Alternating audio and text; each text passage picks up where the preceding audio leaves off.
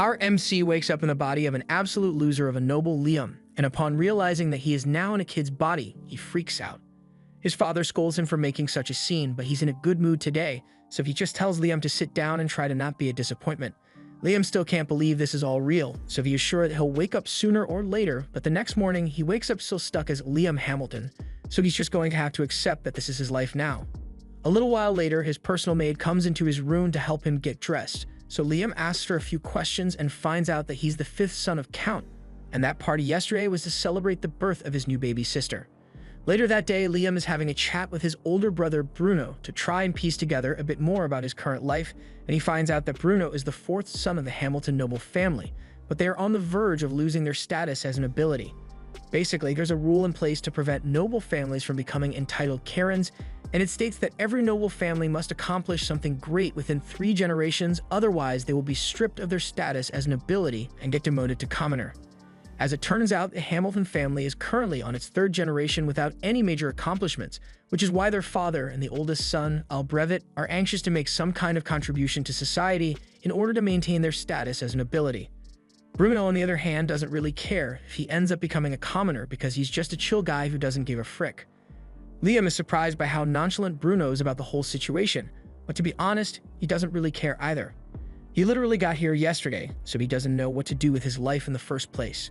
Just then, their lesson teacher arrives and announces that he will be beginning their magic lectures shortly, and as soon as Liam hears the word magic, he leaps out of his chair and asks if he really gets to learn how to use magic.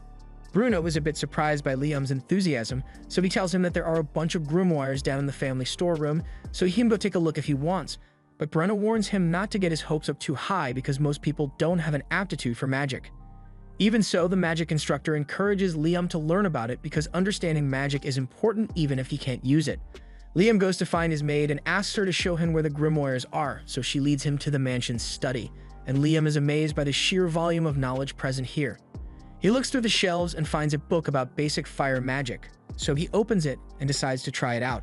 After following the instructions in the book, Liam is able to create a flame on the tip of his finger, which is really impressive for a first attempt. Liam goes to his father's office to ask for permission to use the Grimoire library, but his father hates talking to him, so he dismissively tells Liam that he can do whatever he wants. The interaction was a little disheartening, but what's important is that he gave Liam permission to use the Grimoire library, so he spends the next couple of days mastering all the basic elemental spells. Eventually, he learns how to cast the spells without needing to look at the grimoire, and Bruno is astonished because he can't use magic at all. He tells Liam he is amazing and soon enough he will be able to make a name for himself. However, Bruno is curious about Liam's motivations and asks him if he is trying so hard to learn magic because he wants to become the next family head. After all, that may make him a target for their elder brother. But Liam has no interest in the family politics of succession, he just thinks magic is cool. Since he has mastered all the novice spells, he decides to start learning ice magic, but while he is leaving the library, he gets called by his father. His father had heard about Liam's talent for magic, and even though he couldn't give a damn about Liam a couple of days ago, he is suddenly really interested in him. He asks for a magic demonstration, so Liam shows him that he can cast magic without needing to open a grimoire, and the Count is elated because he might be able to use Liam to secure their family's position. From now on, he tells Liam that he is allowed to use whatever resources he may need for his magic studies. All of a sudden, a report comes in that a particular man has appeared on the Hamilton land, so the Count orders the soldiers to be mobilized so they can capture him. From the sound of things, this guy must be a really big threat, but that has nothing to do with Liam, so he heads back out into the forest so he can practice his magic. While he is walking out into the woods, he finds a man sitting under a tree, and the man seems a little on edge once he spots Liam. He asks if Liam is a member of the Hamilton family here to capture him, and Liam confirms that he is indeed a member of the Hamilton family, but he has no interest in capturing him. He doesn't even know who the guy is to begin with. The guy is relieved that Liam isn't after him, but then he notices that Liam is carrying a grimoire, so he asks if he is studying magic. Liam confirms it, and since constant practice is the best way to improve, he's going to go practice now. However, before he leaves, the guy asks Liam if he wants to learn a more efficient way of using magic.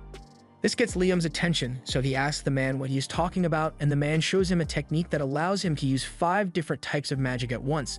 Liam is extremely impressed, so the guy asks if he wants to get a quick magic lesson, and Liam says he would love to.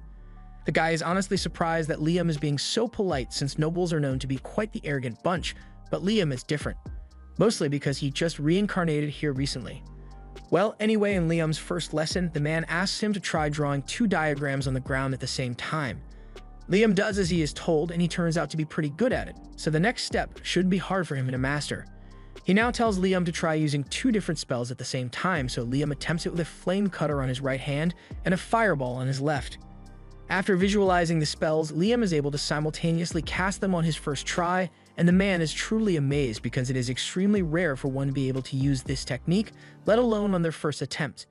He encourages Liam to keep going and tells him to try using 3 spells at once instead of 2, so Liam gives it a try, and it seems to be working at first, but then his magic suddenly fizzles out, so Liam gets disappointed.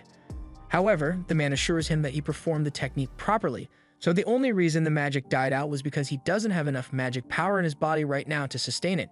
Casting multiple spells at once consumes an insane amount of magic power, so Liam just needs to learn to control his magic a little more so he will be able to maintain the simulcast. For now, the man is going to give him a little lesson about the nature of the techniques, so he asks Liam to sit on the ground while he makes an illustration in the dirt. These are prime numbers, and the man explains that the multi-spell casting technique only works with prime numbers. He has no idea why it works that way though. Basically, you can cast 1, 2, and 3 spells at once, but if you try to cast 4 at once, it won't work no matter what you try. Right now, the man has a limit of 13 spells at once, which is unbelievably impressive, but honestly, he has enough magic power that he can easily go up to 16. However, due to the prime number rule, he can't activate any higher simulcasting until his magic power can accommodate 17 spells. Liam is currently 12, so the man is confident that with a solid training routine, Liam will be able to raise his magic power to great heights, and to help him with that, the man offers him this special ring. The ring is basically a massive grimoire and has all sorts of spells stored on it, so Liam can learn them whenever he wants. Liam excitedly puts the ring on, and more than 300 spells begin flowing into his little head. He can't wait to try them out, so he turns towards the woods and activates the wind shot spell, creating a massive gust of wind. He is really happy with how this turned out, so he turns back to the man to thank him, but the man is nowhere to be found. Just then, Liam's maid shows up and warns him that it's dangerous to be out in the woods alone right now. Apparently, there's a suspicious man on the loose, so she tells him to be careful about talking to strangers, but that aside, she came here to give him a grimoire his father wants him to have, so she hands him the book and walks off to return to the mansion. The man then reappears behind Liam, and so Liam asks him where he went to a second ago, but he tells him that he never actually left. He was just using invisibility magic to stay hidden since he can't let anyone find him here. That aside, that's a really interesting grimoire Liam just got, so the man offers to show him a neat trick. He tells Liam to open the grimoire and try summoning a spirit while wearing the ring he gave him, and when he summons a fire spirit, it gets absorbed into the ring. He does the same with all the other elemental spirits, so he can ask for their help later, but by the time he's done, he realizes that the man is gone, and this time he won't be coming back. Before he left, he wrote a message for Liam in the dirt and told him, "Keep training your magic and you will surely become a great mage in the future. And by the way, don't snitch on me. If anyone asks, I was never here." Liam knows very little about that man, but is undeniable that he learned more this afternoon than he ever would have learned on his own, so he will forever respect him as his master. A month after Liam first met his master, he has remained consistent with his training, and now he is far more skilled at wielding his magic. Just then, Bruno comes up to Liam. He is surprised to see that he has made white charcoal on his own. White charcoal burns a lot hotter than regular charcoals, and it creates no smoke. It is really useful. However, it is almost impossible to make without a special furnace and extreme precision. So he is amazed that Liam could create this much with nothing but magic. He also notices that Liam has a bag full of Lecro crystals, crystals that help one restore expended magic power, and asks if Liam made those by himself as well. Liam confirms this, although he did have a bit of trouble perfecting the technique at first since it requires him to use 5 types of magic at once, but he eventually figured it out. Bruno is glad to see that his little brother is so talented, because that means he will probably be fine on his own. As for Bruno, he's getting married soon, so he won't be around anymore. Liam is shocked since this is the first time he's hearing about any marriage, so Bruno explains that he is marrying into a low-ranking noble family. They have less money than the Hamilton family, but you will have more freedom there, so he's happy with the arrangement. Liam doesn't know how to feel about this, but he says he's happy for Bruno. And before Bruno leaves, he wants to give Liam some advice. He tells him that their father wanted a daughter so he could marry her off to the royal family and secure the Hamilton family's position as nobility. However, Liam turned out to be a boy, so he deemed Liam a failure back then and decided to try again for a daughter. However, in the meantime, he grew increasingly anxious about their family's position, so in a desperate attempt to achieve something, He sent out a force of 1,000 men out to go slay a monster that had been sealed away in the forest. However, that plan failed miserably, resulting in the loss of over 90% of the forces. Their father is still trying to gain an achievement for the Hamilton family, but personally, Bruno thinks the family is cooked, so he wants Liam to think about a way to live independently. Liam decides to take Bruno's advice about independence, so he decides to sell his products to make some money of his own. This works out great for him since the white charcoal is a valuable commodity and fetches a decent price, but he needs something a little more profitable if he's going to make enough money to live on his own. Since he's in town already, Liam decides to take a break at a noodle shop and asks for a bowl of ramen. The shop lady prepared one bowl for him, and Liam absolutely loves the taste, and so do a lot of people in town, but all the noodles here have to be made from scratch and don't last very long, so Liam comes up with a great idea to make some extra profit. After a little tinkering, he goes to see his maid and the head chef while they are making dinner and asks them to taste his latest invention. He puts a block of noodles in a bowl and tells them that all they need to do is pour hot water over it, and after they do so, it turns into a delicious bowl of noodles. Liam used his spirits to cook and dehydrate the noodles, so now they'll last for a really long time and can be prepared almost instantly. He is sure his invention will be widely loved, so he rushes to the Merchant Guild to sell it. But to his disappointment, the merchant tells him he can't distribute Liam's product for him since he is only the 5th son of the Hamilton family. As such, he will need written permission from his father or his eldest brother Albrevet to sell any original goods in this land. Liam doubts he can get permission without having to hand over the profits as well, so he gives up for now and leaves. And once he is home, we find out that Albrevet was the one who told the merchant to deny Liam's request. He can't stand the idea that his little brother is more successful than him, so he's going to do whatever it takes to stop him from succeeding. However, while Liam may not be aware of his brother's grudge against him, he's going to sell his products no matter what it takes, so he decides to take some drastic measures. First, he loads a bunch of his products into an item box he created with the man's ring, and afterwards he begins casting summoning magic. But this time, instead of summoning a spirit, he intends to use it to summon himself. Initially, this looked like it was going to work like teleportation, but instead he summons a perfect clone of himself and sends it off to a neighboring land. If he isn't allowed to sell his items within the Hamilton region, then he's just going to have to sell them somewhere else. Several days later, Liam's clone sends a message to him about all the recent sales it has made, and at this rate, Liam might actually be able to become independent. When Liam isn't selling his goods, he uses his clone to practice his attack spells, and he has finally learned to control the magic missile spell, so he's pretty pleased with himself. All of a sudden, he hears someone approaching, so he dispels his clone and goes out to find out who it is, and to his surprise, he finds out it's Albrevet. Albrevet wastes no time and immediately asks Liam what he wants to become in the future. Liam knows Albrevet only asking because he wants to figure out if Liam is really a threat to his position as the successor of the family. But as mentioned before, Liam has no interest in family politics, so he tells Albrevet that he wants to become independent in the future. Albrevet is relieved since he won't have to compete with Liam for succession rights if he becomes independent. So to help him become independent as quickly as possible, he offers to put in a good word for him so he can join the Hunters Guild. Later that day, Liam heads to the Hunters Guild, and as soon as he enters, all eyes are on him because the Hunters don't think a kid like Liam is qualified to be here. Liam walks up to the front desk to meet the guild master, and the guild master already heard about him from Albrevet, but he's still going to have to give Liam a test to gauge his ability. He tells Liam to fire an offensive spell at him with any incantation he wants, but Liam had never heard of incantation before, so he had no idea what the guild master was talking about. The guild master had been expecting Liam to be slightly stronger than average since Albrevet recommended him, but after Liam fires his spell, the guild master has a near-death experience. Luckily, Liam had the sense to not aim directly at him, so after calming himself down, he grants Liam B-rank status. Now that Liam has an official ranking, he heads out to complete his first mission, but before he leaves, he is approached by a girl. She introduces herself as Asuna Aquage, and she was really impressed by what Liam is capable of, so she asks if he wants to team up with her. Liam was planning to go out solo, but he doesn't mind having a partner with him, so he agrees to team up with Asuna, and she is overjoyed to hear that. She then grabs his hand and leads him away so they can get to work, but Liam is confused since neither of them has actually been given a mission yet. Asuna explains to him that missions are only handed out to parties that are A rank or higher. The rest of the ranks have to go out and slay dangerous monsters for a reward, and as luck would have it, they just so happen to run into a wolf monster. Unfortunately, it turns out to be an entire pack of wolves, so Asuna isn't sure they'll be able to handle this many. Liam, on the other hand, thinks this should be an easy victory with the two of them, so he asks Asuna to finish the wolves off once he has incapacitated them. He then summons a couple of earth spirits and uses them as bait to get the attention of the wolves, and once the wolves bite down, Liam has the gnomes expand to lock their jaws in place. And now that they can no longer move, Asuna is free to cut them down one by one.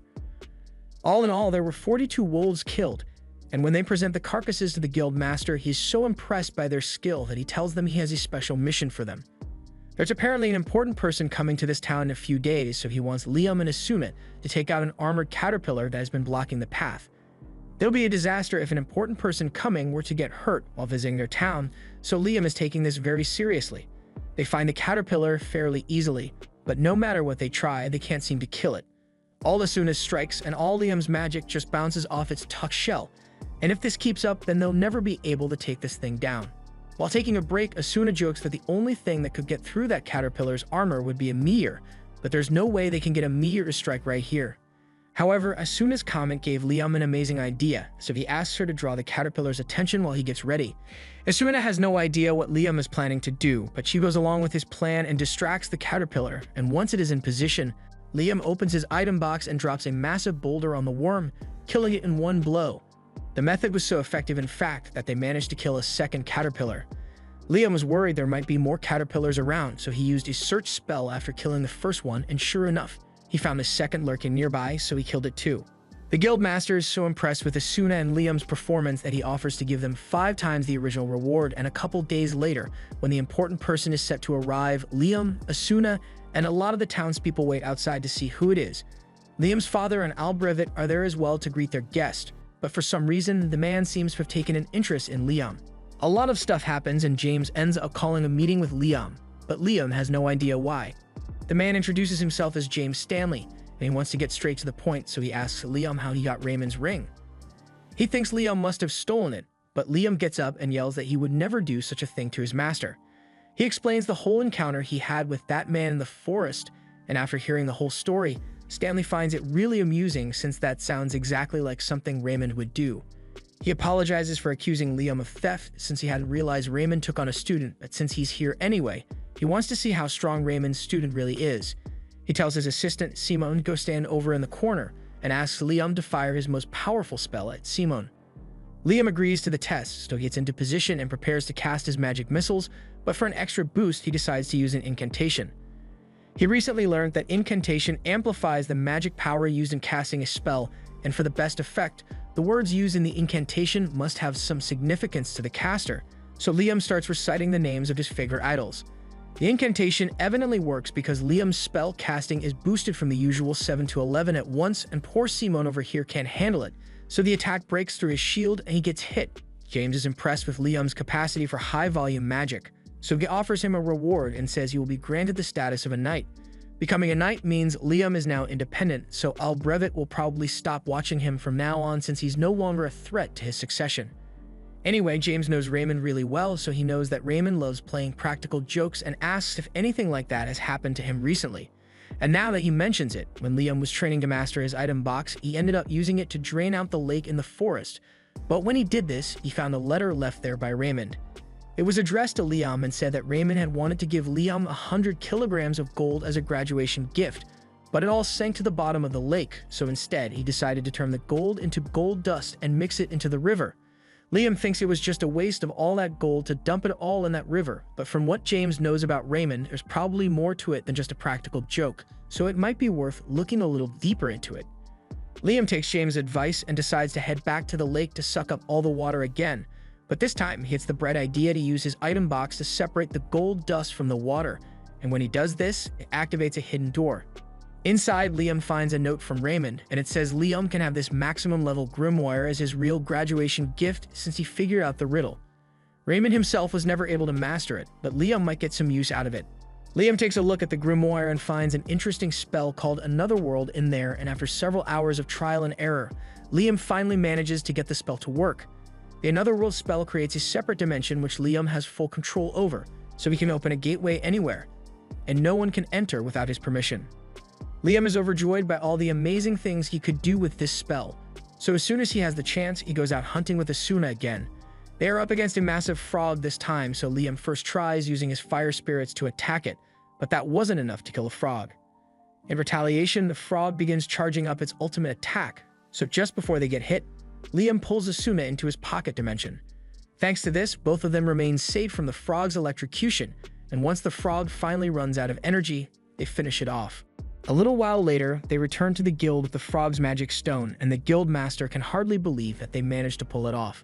That quest was A rank, so he at least expected them to struggle a little, but it looks like it was barely a challenge for Liam. Asuna gets upset at the guild master because he keeps referring to Liam alone even though she fought alongside him. The guild master apologizes, but since Liam kind of did everything, he forgot Asuna was even a member of the team. He can see that Asuna is upset that she's so much weaker than Liam, so he does the responsible thing and suggests that Liam make Asuna his slave. Neither of them thinks it's a good idea, since as a slave, Asuna would be forced to obey any commands Liam gives, but then the guild master mentions the fact that as Liam's familiar, Asuna would automatically grow stronger in proportion to Liam's strength. And as soon as she hears that, she's on board with becoming Liam's slave. Sure, she won't be able to refuse if Liam ends up making pervy requests, but Asuna trusts that he wouldn't do that. And even if he did, she wouldn't mind. They end up creating the contract, and once it's done, Asuna immediately disappears. Everyone is shocked, but then she reappears behind Liam and explains that she just moved really fast. After the contract was established, Asuna heard a voice in her head that told her a unique skill has been acquired. Speedster. Liam thinks this is incredibly interesting, so interesting in fact that he wants to try it out again, but making familiar contracts forces obedience, so it would be hard to find someone who is willing to lose their freedom in exchange for a skill. Fortunately, Asuna knows someone who'd be perfect for it. They go to see Asuna's friend, Jody, and explain the whole situation to her. Jody's got nothing better to do right now, so she agrees to become Liam's familiar, and after the contract is formed, everyone asks her if she unlocked a unique skill as well, but rather than tell them what it is, Jody walks out of the guild and returns with 2 sandwiches. She then gives one of the sandwiches to a guy with a broken hand, and the second he eats it, his arm recovers. Jody explains that her unique skill allows her to heal people with the food she makes. Several days later, Liam is meeting with James again, and he informs Liam that Princess Scarlet is coming to visit him.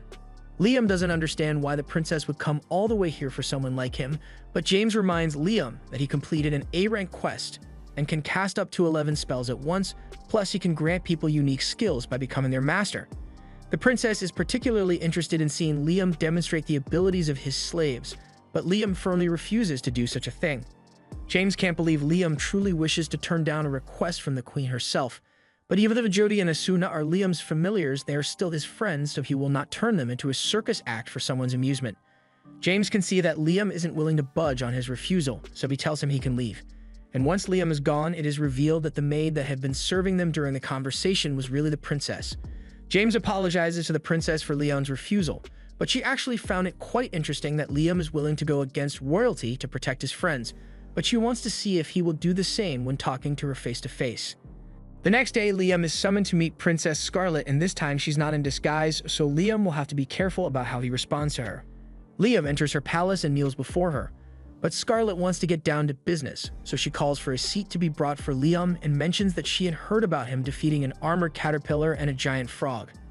In particular, she's really impressed that he was able to kill a frog without using any high-level magic, because this is the first time anyone has managed to pull that off. However, she is even more interested in Liam's familiars, so she asks him to show her what they can do. Liam can tell that she is trying to use her authority to force him to obey, but he can't accept her request. Scarlet asks him if he really intends to refuse a direct request from a noble, but regardless of what the consequences may be, Liam remains firm on his answer and absolutely refuses to turn his friends into a circus act. He was fully prepared to face Scarlet's wrath for refusing her, but to his surprise, she bursts out in laughter. Liam is the first person she has met who stays true to their morals even in the face of higher authority, and she finds that really amusing, so she wants to reward him. She declares that from this moment on, Liam will be given the title of Baron. Liam freaks out because he doesn't think he did anything to deserve such a title, but Scarlet has taken a liking to him, and she's the princess, so she can do whatever she wants. This way, Liam's family won't lose their status as nobility, but there's something else Scarlet wants to give him. She presents Liam with a familiar contract grimoire, and Liam is way more excited about this than he was about becoming a baron. So he thanks Scarlet profusely and goes on his merry way to practice with his new grimoire. A little while later, Liam is sitting out in the forest while reading the grimoire, and he is able to use the spells inside pretty easily, but until he masters the book, his contracts won't be permanent. While he's still practicing, he notices Bruno walk up to him, and he's really surprised since Bruno got married and left home a while ago. He asks Bruno why he's here, but he doesn't have a real reason. He just wanted to come hang out with his brother, mainly so he could congratulate Liam in person for becoming a Baron, as it's a massive accomplishment. He tells Liam that he basically outranks their father now, but Liam doesn't understand what he means since their father is a count and Liam is only a Baron. Bruno explains that while Barons are lower ranked than other counts, this country separates nobles into different categories. Basically, those who accomplish something and earn their titles on their own, and those who inherited their title. So of course those who earn their titles are seen as more impressive. Liam had no idea that was how it worked, but even if he now outranks his father, he doesn't really care since he just wants to learn magic. As he's walking through the halls, he comes across Albrevet, so he greets him. But Albrevet rudely ignores him, so Liam is left wondering why he is so mad. Meanwhile, Albrevet is absolutely furious that his stupid little brother is somehow overshadowing him. While he's walking, he overhears a couple of maids talking about how much Liam has been accomplishing lately, and he takes great offense to this. So he yells at them and says if they think Liam is so amazing, then maybe they should quit and go work for him instead. The maids realize Albrevet is jealous of Liam, so they quickly apologize for offending him. But Albrevet isn't done yet, so he asks the maids if they think Liam is better than him. The answer is pretty clear since one of them is a magic prodigy who earned himself a title at the age of 12, while the other is an entitled brat who hasn't a single noteworthy thing in his life. However, the maids would like to keep their jobs, so they don't say this and instead tell Albrevet that he is better than Liam. Albrevet then walks away in a huff, and he is determined to prove that he really is better than Liam, so he swears that he will accomplish something as well. The next day, Liam meets with Asuna and Jody in town, and the three of them seem to have become quite popular. Mostly because of how pretty Jody and Asuna are, and consequently, every guy in the crowd is staring daggers at Liam out of jealousy. Moving on, Liam wants the three of them to officially form a party, but he doesn't want to force them to do something they don't want to do, so he asks if they are okay with it. Neither Asuna nor Jody have any reason to object to Liam's idea, so they agree to form a party with him, and later that day, they all head out into the forest on a mission. Jody uses her bow and arrow to strike a wolf in the neck, and while it's weakened, Asuna runs in and finishes it off with her sword. Liam compliments Asuna because she has become a lot faster since she became his familiar. And speaking of improvements, Jody notices that she no longer has old lady vision thanks to the contract making her a kid again. Liam asks if it's always a good thing to have better vision, and as far as Jody is concerned, she would ever say no to having better eyesight, especially since she's an archer. Since that's the case, Liam raises his hand and casts an enhancement spell on Jody's eyes, allowing her to see way farther than she could before. Asuna asks Liam about what he just did, so he explains that he just used a basic enhancement spell to give Jody better vision. Asuna thinks that sounds really cool, so she asks Liam to cast an enhancement spell on her as well, but Liam doesn't think that's such a good idea. He could probably enhance Asuna's combat power, but they would be risky since there's a high chance she would break her bones under the stress of her new strength. But something like boosted vision has no real drawbacks. With her 20/20 vision, Jody can practically snipe anything that is within range of her bow, and it's all thanks to Liam, so she's really grateful. After a long day of hunting, Liam and the others return to the guild, but they are shocked to see the place in absolute chaos. They ask what happened and are told that Albrevet caused a huge mess by breaking the forest seal. Liam immediately realizes that Albrevet must have attempted to defeat the monster seal in the forest out of twisted jealousy, and Liam believes this is partially his fault, so he runs out to the forest to assess the situation. He and the others soon arrive on the scene, and it is much worse than anything they could have imagined. Dozens of soldiers are badly wounded and many more are already dead, so Liam is absolutely horrified. He then spots Albrevet lying on the ground injured and runs over to check on him, but as soon as Albrevet sees him, he gets up in a frenzy and starts yelling that he hasn't failed yet. Just then, the guildmaster takes a stick and whacks Albrevet over the head with it because the situation is already crazy enough as it is, so he doesn't need a crazy, insecure noble running around. Once Albrevet is taken away, the guildmaster approaches Liam and tells him he's glad he came. Asuna asks him about what's going on, so he explains that the dragon fiend Raiden used to be sealed inside these woods thanks to the hard work of Liam's great-grandfather, but Albrevet undid that seal in a failed attempt to kill Raiden, so it's now on the loose. They know how to reseal the beast, and the guildmaster has already gathered all the necessary people to do it, but there's something preventing them from sealing Raiden away again, and that's Raiden's children.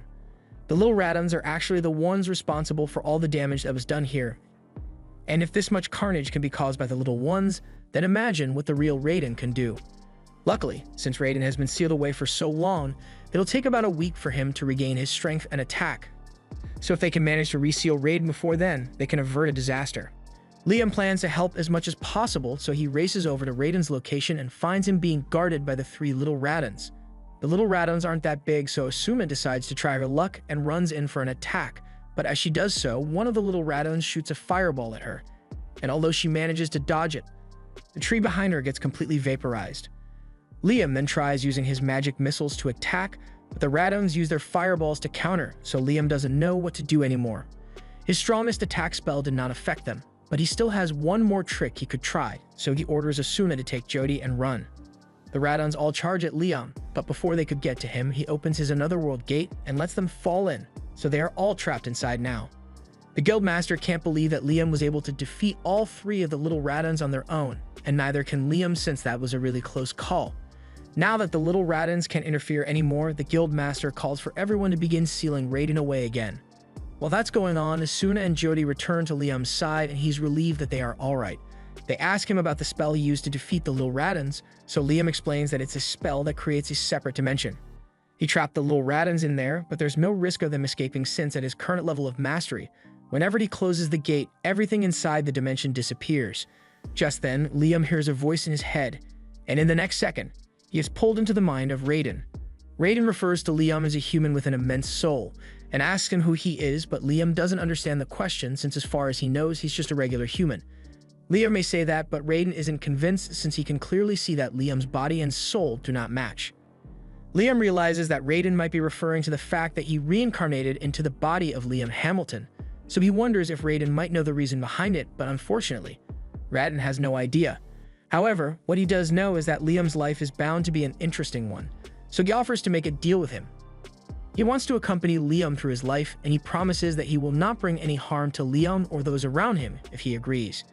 In fact, he offers to help Liam build on top of the skills he already possesses, and Liam doesn't sense any animosity coming from Raiden, so he ends up agreeing to the deal. All of a sudden, Raiden's body dematerializes and is absorbed into Liam's soul, leaving a dragon mark on his hand. Liam can feel the power of Raiden flowing through his body, so he decides to do a little test run and fires his magic missile into the sky. To his surprise, he is now able to control and fire 17 spells at the same time.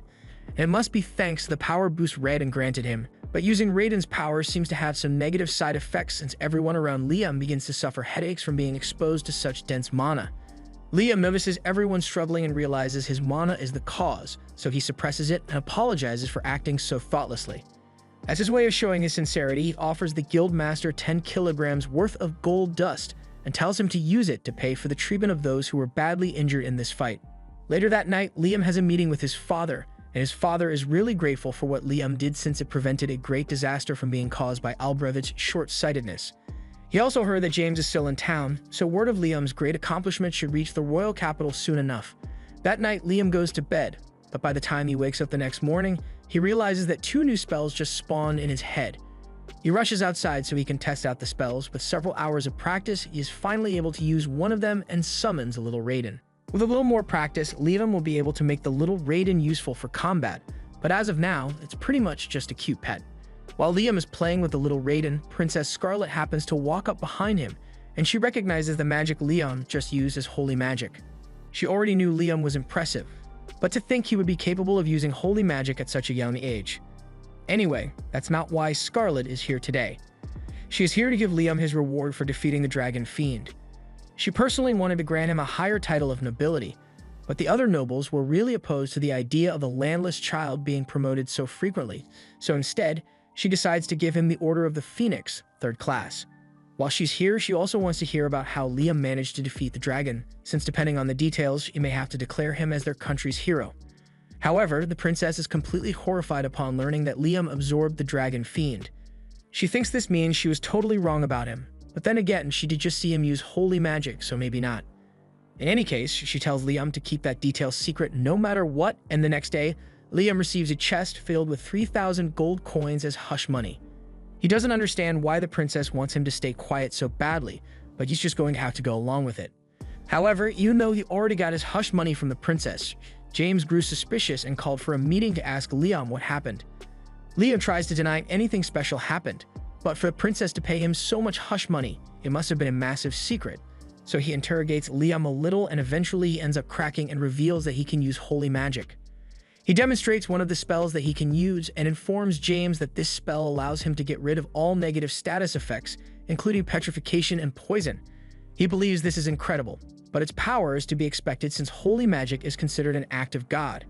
He asks Liam if he knows anything about the War of the Three Dragons, and Liam doesn't, so he begins explaining the story to him. Long ago, there was a battle between three great dragons that lasted until only one stood victorious. It is said that the dragon's victory was largely due to its use of holy magic, and after that, the dragon supposedly joined a human, and its magic was used to found this kingdom. When James says join, the first thing that pops into Liam's head is that the dragon and the human got married and had children, but that's not the case. James points out that Liam is a prime example of what it looks like to join a dragon, and now that he thinks about it, Raiden did enter his body, so the two of them are technically joined. James tells Liam that he is basically recreating the legend of this nation's founding, but as amazing as that is, there are more pressing matters to discuss. The Hamilton family's noble status came from the achievement of their grandfathers sealing away a dragon fiend. But it turns out that Raiden was not a dragon fiend in the first place, but rather the nation's founding dragon, so Liam's family wrongfully sealed this nation's founder. If this information gets out, the Hamilton family's status as nobility would almost certainly be dissolved, and Liam doesn't want that since he knows how desperate his father and Albrevit are to maintain their status. But there's something that James is even more concerned about since there's a chance that Raiden is angry about being sealed away, so he may be plotting his revenge against their nation. However, Liam has a little chat with Raiden in his head, and Raiden says he has no intention of retaliating against the humans, so all he is interested in is watching Liam develop. James says this is terrific news, and it wouldn't be a stretch to say that Liam is the savior of the kingdom for being able to grab the attention of Raiden. A little while later, Liam arrives at the guild, but before he could enter, the girls drag him away. Liam has no idea what's going on, so when they get a good distance away from the guild, he asks them what's going on. They explain that the guild was filled to the brim with people who were trying to join his party after hearing that Liam defeated a dragon fiend, and they all kept begging Asuna and Jody to convince him. The two of them wrote a list of all prospective applicants, and honestly, none of these adventurers are particularly impressive, but Liam is the party leader, so the decision is up to him.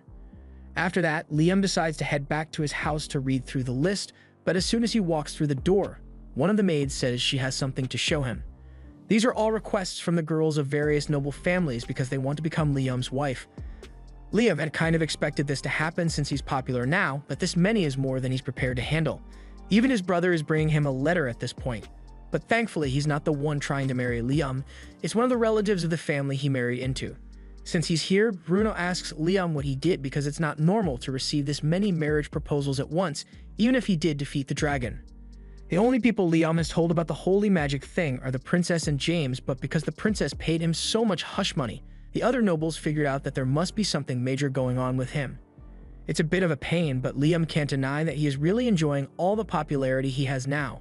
Later that day, Liam heads out into the forest with Jody and Asuna because he has something he would like to show them. He opens his pocket dimension, and upon entering, Asuna and Jody find a huge house in the middle of the room. Liam explains that he had a carpenter build it, and then he moved it in here using his item box. And that's all impressive. But Asuna is concerned that the house will just disappear like what happened with the Raiden Juniors back then. Liam explains that he has fully mastered this spell and nothing inside will disappear anymore, which is why he put all this stuff in here. He gives Asuna and Jody a tour through the house, and they are both enjoying themselves, but Jody brings up the fact that this place is constantly bright, so it would be hard to go to sleep there. Liam comes up with an idea and decides to summon a shade spirit to darken the area. And while it does work, it works a little too well because the entire place is pitch black now. Liam tries to brighten it up a bit by having a fire spirit light the fireplace, but this still looks too much like a horror movie setting, so he asks the shade if it can control the level of darkness it creates. Unfortunately, the shade is low level, so it doesn't have control over its darkness, and although a mid-level shade would be able to do it, Liam hasn't learned the spell to summon one yet. Asuna thinks it's a real shame that the low-level shade can't just become a mid-level one. That's when Liam remembers that his familiar contracts level people up, so he forms a contract with the shade, and it indeed levels up. The shade thanks Liam for forming a contract with it, and since it is now mid-level, it limits the level of darkness in the area to make it look like nighttime. He then tells Liam that he can call on him anytime, but Liam isn't sure he'll be able to summon the shade anymore since he doesn't know how to use mid-level spirit magic. However, the shade points out that Liam is wearing a magic storage ring, so he should be able to use it to absorb and summon him whenever he wants. Liam hadn't thought of that, So he tried it, and the ring really does absorb the mid-level shade. He then does the same thing with all of his other spirits and levels them up before storing them in his ring, so Liam now basically has a mid-level summoning grimoire of his own. The next day, Liam heads out into the forest at Raiden's request, and once he gets to the designated spot, Raiden asks him to summon one of the Raiden Juniors. Liam summons it, and the Raiden Juniors create an opening in a barrier that reveals dozens of pixies that have been hidden in the forest. As soon as the pixies realize that Liam is a human, they all start flying away so they don't get hurt. Liam tries to calm them down by explaining that he isn't their enemy. He tells them that Raiden is the one who told him to come here, and after hearing Raiden's name, the fairies seem to trust him a little more. Pixie wings are valuable ingredient items and potions, so humans almost hunted them into extinction at one point. That's why Raiden took it upon himself to protect them by creating a barrier in the forest. However, since he's now living inside Liam, he can't maintain the barrier anymore, so he wants Liam to protect the pixies in his place. To do this, Liam first wants to form familiar contracts with all the pixies, so he asks them if they are okay with that. The pixies trust Liam since he is working on behalf of Raiden, and since he's going to be forming contracts with them, Raiden asks Liam to give them names as well since naming things gives additional power to human magic. Liam forms a contract and decides to name the first pixie, Reina. However, to his surprise, once the contract is completed, Reina is transformed from a pixie to an elf. Raiden thinks it's interesting that the pixies evolved into elves, but he isn't that surprised by it. However, Liam is totally confused and has no idea how this could have possibly happened. Raiden explains that by forming a magic contract and naming the pixie at the same time, the magic power from both actions resonated and created a stronger response than normal, which is why the pixie evolved so much. From now on, Raiden says it would be best if Liam named every familiar that he forms contracts with. After seeing the effects of the contract, all the other pixies are eager to form a contract and ask Liam to name them as well. Once all the pixies have been turned into elves, Reina asks him for some orders since they are his familiars. Liam hadn't really thought that far ahead since he just come here at Raiden's request, but since the pixies are all elves now, he suggests that they should start building a village for themselves. He also appoints Reina as the leader of the village since she was the first pixie he evolved, and she's the only one whose name he remembers right now. Once that has been settled, the elves get to work planning their village, and Liam is completely exhausted since he used way too much magic power when forming all those contracts. Just then, he senses a lot of magic power coming from deeper in the forest, so he goes to check it out and finds this golden fruit hanging off a tree. He can sense a lot of mana coming off it, so he asks Reina about it, and she tells him that it is a fruit that pixies make. They would collect mana floating through the air and condense it into one place, so it's basically mana honey. Liam asks her if he can eat it, and Reina has no objections, so he cuts the fruit down and takes a bite. And when he does, not only is his magic power restored, but his overall magic capacity is increased as well, so he can now cast 19 spells without a chant. The next day, Liam comes back to the village to check on how things are going, and Reina comes out to greet him, but she has some bad news. Even though he told them to build a village for themselves, they don't actually know how to build houses, so this is the best they could do. Liam figured something like this might happen, so he's prepared to teach them how to build homes for themselves. However, his lesson is interrupted when they hear one of the elves scream for help. Bandits happen to make their way into the forest, and as soon as they spotted an elf, they decided to kidnap and sell her off for money. Liam obviously isn't going to let that happen, so he demands that the bandits release Susie at once, but bandits are bandits, so they don't listen and instead try to attack him. Liam summons a clone and uses it to launch a simultaneous attack on the bandits and knock them out. While he may have saved Susie, he now realizes that this forest is far too dangerous for a group of elves to live, so he intends to move them somewhere else. He wants to put them in his pocket dimension for now, but he's not sure they'll all fit since the space isn't that big. However, when he takes a look inside, he realizes that it's gotten a lot bigger since the last time he saw it. It's probably because of that pixie honey that he ate yesterday, and thus works out great for him, so he tells all the pixies to get inside so he can take them to a safe place. A little while later, Liam has returned to his land and opens his pocket dimension for the elves to come out, and they are shocked to realize that they are in an entirely different area now. Liam tells them that he brought them to his land so they won't have to worry about being attacked anymore, and while the elves are grateful, they are even more amazed that Liam was able to transport all of them here with a single spell. They all bow down to ask Liam to become their king, and if he agrees to rule them, they swear to do whatever he asks. Liam feels the need to protect them, so he agrees to become their ruler, but he asks them not to call him a king because he doesn't want to have to deal with the politics of that. Anyway, since he's their leader, he has to find land for them to live on. 4 days pass, and Liam is still trying to get a place for the elves to live, which is why he has been practicing the new magic Raiden gave him non-stop. And when he finally figures it out, he tells everyone to line up. He then proceeds to teleport them all about 100 kilometers from where they were before to a place called the Sealed Islands. Raiden is the one who sealed this land, but he has permitted them to use it as much as they like. This would have been a 4-day trip if they traveled normally, but with the teleportation magic he learned from Raiden, he can instantly travel to any location he has been to before. He tells the elves that they can live here from now on, but he's still going to need someone to build houses for them.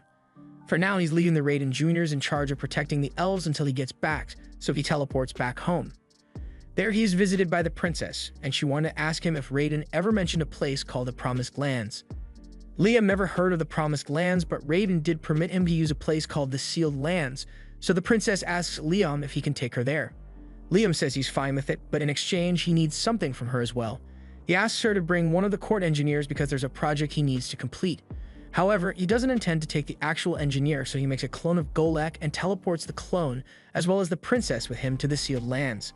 Upon arrival, the princess is certain that this must be the Promised Lands, so she recounts the legend that says that humanity's salvation lies in the Promised Lands, and this ring is said to be the key. The ring has been in the royal family for generations, but it begins reacting to Liam, and as he touches it, a huge chunk of the land begins to float at his command, so the princess bows down to him and asks Liam to form a nation here for the sake of humanity. Liam really doesn't want to do it, but the princess pledges her loyalty and all her resources to help make it happen, so he has no choice. Under the instructions of the Golek clone, the elves have been making steady progress on their village, and while they are doing that, Liam works on taking down all the monsters that roam this land with his magic. After he finally takes down a giant turtle, Liam notices Princess Scarlet standing behind him. Scarlet apologizes for staring, but she was just so mesmerized by her master's outstanding magic power. Liam still isn't comfortable with this whole master-servant relationship Scarlet wants, so he tells her she doesn't have to serve him after all. Her status as second princess of the kingdom far outranks Liam. However, Scarlet is doing this because she wants to. Her family has dragon blood flowing through their veins, which is why the women in her family are usually married off to build ties with other nations. That's why she would much rather serve under the dragon god, Raiden, than remain the princess of the kingdom. After seeing how devoted Scarlet really is, Raiden takes a liking to her and tells her to walk 1 kilometer to the north because there's something there that she might like. She and Liam follow Raiden's directions, and in the middle of the forest, they find the entrance to some ancient ruins. They head inside, and there they discover this metal dragon sitting in the middle of the room. As they approach, the dragon wakes up, and it looks like it's about to attack, so Liam asks Raiden what's going on. Raiden explains that this thing is one of the guards he created, and it's definitely going to attack them, but if Liam can take out one of the ancient letters on his forehead, it'll become an obedient pet. That seems easy enough, so Liam teleports up to the dragon's forehead, and with a holy lance, he manages to pierce one of the letters, deactivating the dragon's defense mode.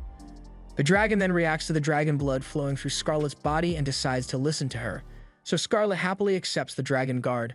But when Liam says he wants to return to the surface, Scarlet says she is going to wait here for a while since she doesn't want to leave her dragon alone until it is fully recovered from the wound Liam's attack caused.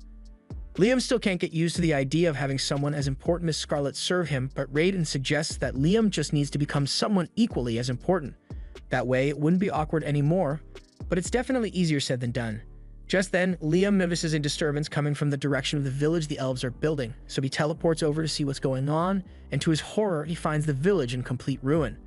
The elves tell them that this was caused by some wolfmen that attacked all of a sudden, and speaking of wolfmen, they show back up and begin demanding that the intruders leave this holy land immediately. Liam can tell that the wolfmen have mistaken them for intruders, so he tries explaining that they were given permission to stay here, but before he could say anything, the wolfman proceeds to attack him, so Liam is forced to teleport out of the way and defend himself with a little magic.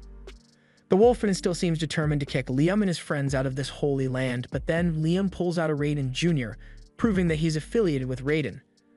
The wolfman now realizes his mistake and sincerely apologizes for destroying the village, but the elves say it's fine since the wolves were just doing their duty since they serve Raiden. The girls suggest that the wolfman should become Liam's familiars as well.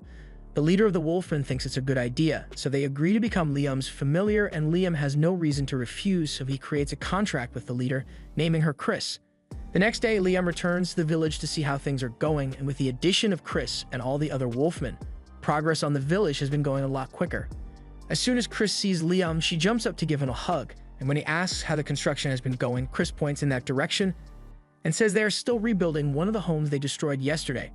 Once again, she sincerely apologizes for acting so rashly yesterday, but Liam says it's fine as long as the Wolfman can help repair the homes. Although things would definitely go a lot faster if Liam could just use magic to repair the homes instead, but there's no spell for that in the ring. Raiden tells him he can just create a repair spell for himself if it doesn't already exist. Liam had no idea it was possible for him to just create his own spells, so Raiden explains that all he needs to do is clearly imagine every step of the process of what he's trying to accomplish, and once he has done that, he casts the spell on a piece of wood and asks Chris to smash it for him. Chris does as instructed, but to her surprise, right after smashing it, the piece of wood repairs itself as good as new. Liam explains that this is the effect of the spell he just came up with, Keep Memory. It allows inanimate objects to maintain a particular state no matter what, so if he uses this on the homes, no matter what happens, the buildings will stay standing. After getting the hang of this spell creation thing, Liam begins experimenting with all kinds of spells and ends up creating explosive magic missiles. He intends to continue inventing more spells, but all of a sudden, he gets called because there's an emergency. Humans have invaded the land and are hunting down some pixies that live here.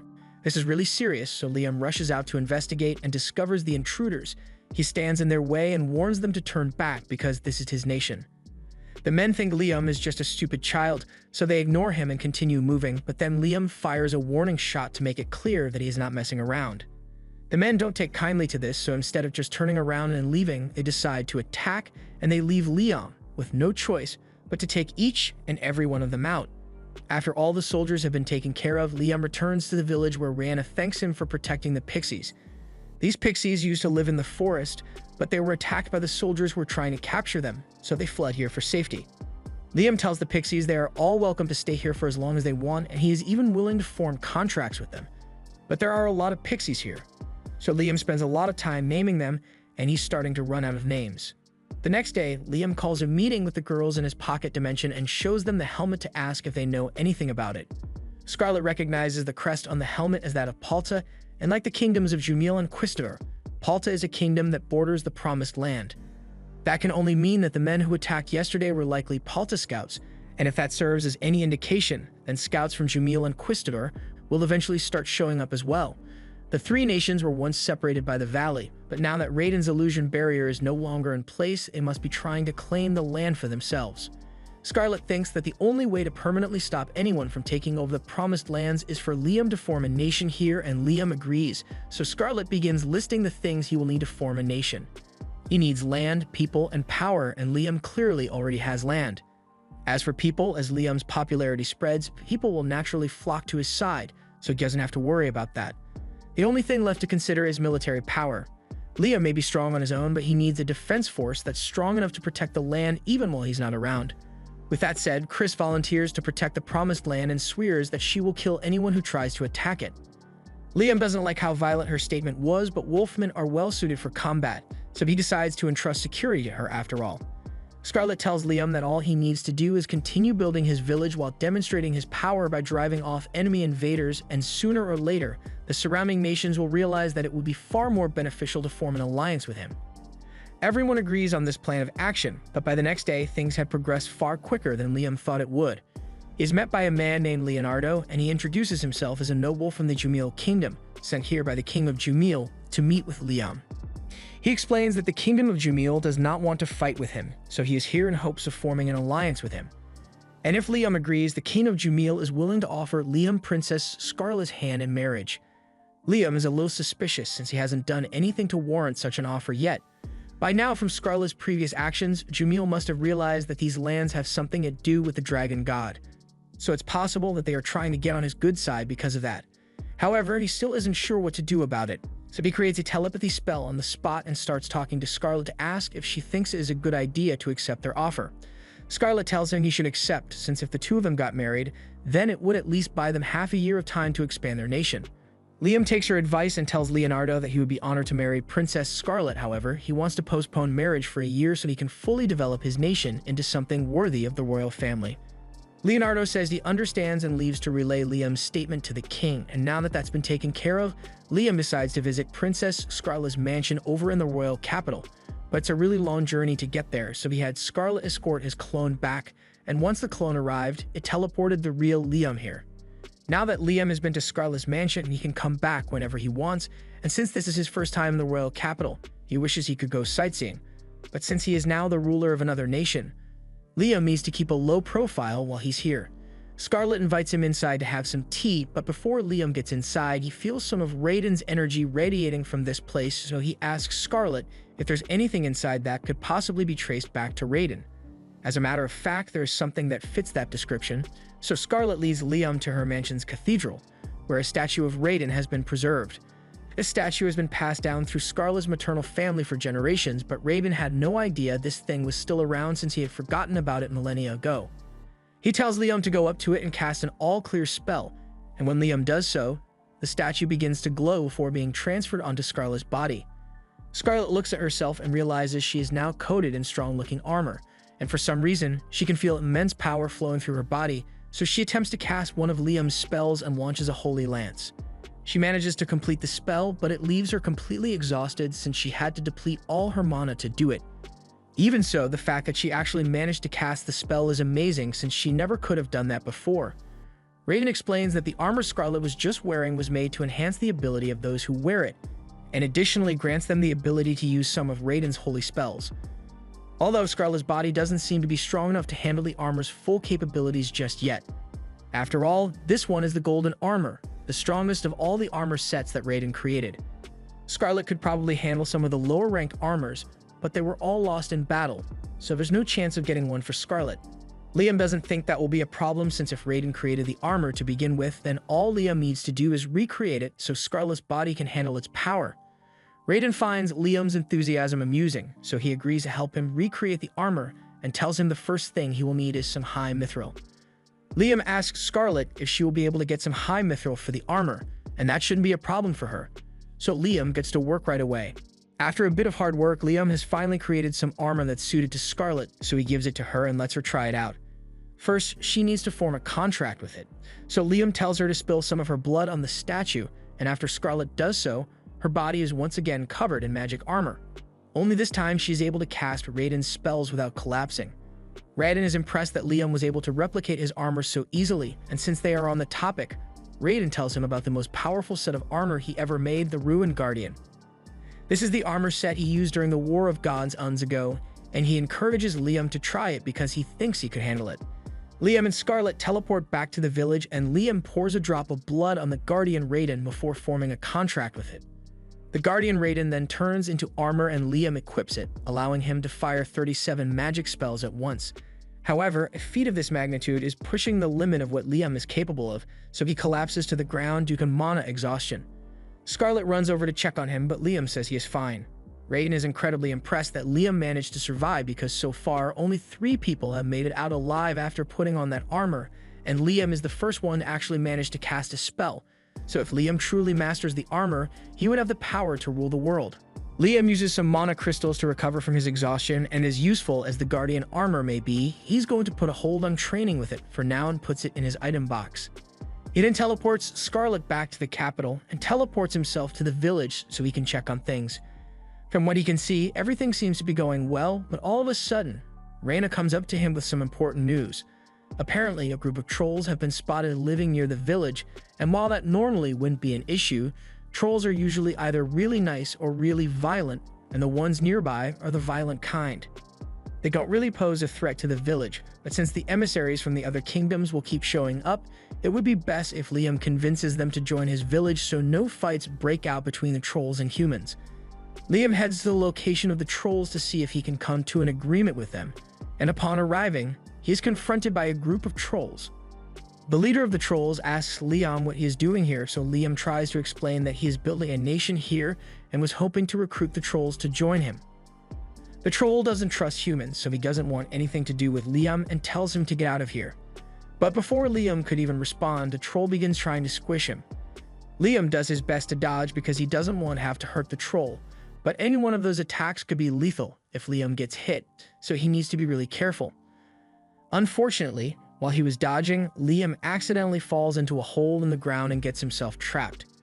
Now the troll has a clean shot at him, so Liam needs to act fast, otherwise he will be in serious danger.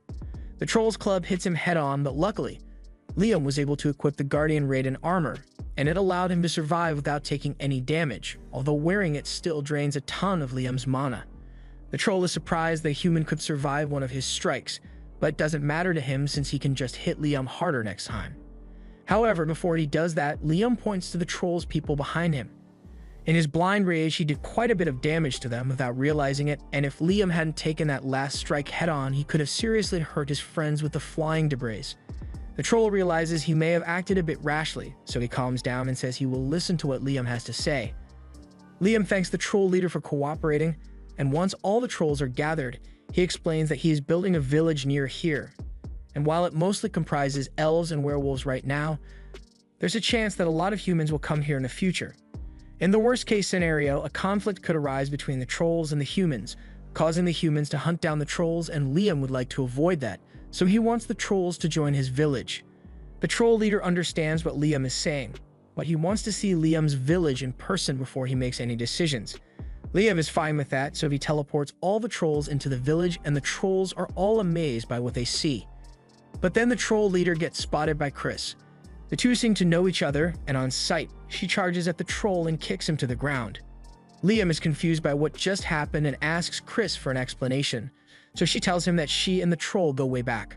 Long story short, Chris and the troll both find each other very annoying, so literally every time they bump into each other, they end up fighting.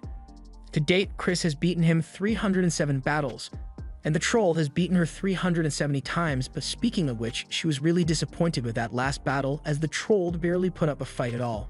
She asks him if he got weaker or something, but Liam reminds Chris that she evolved into a werewolf, so the troll didn't get weaker, she just got stronger.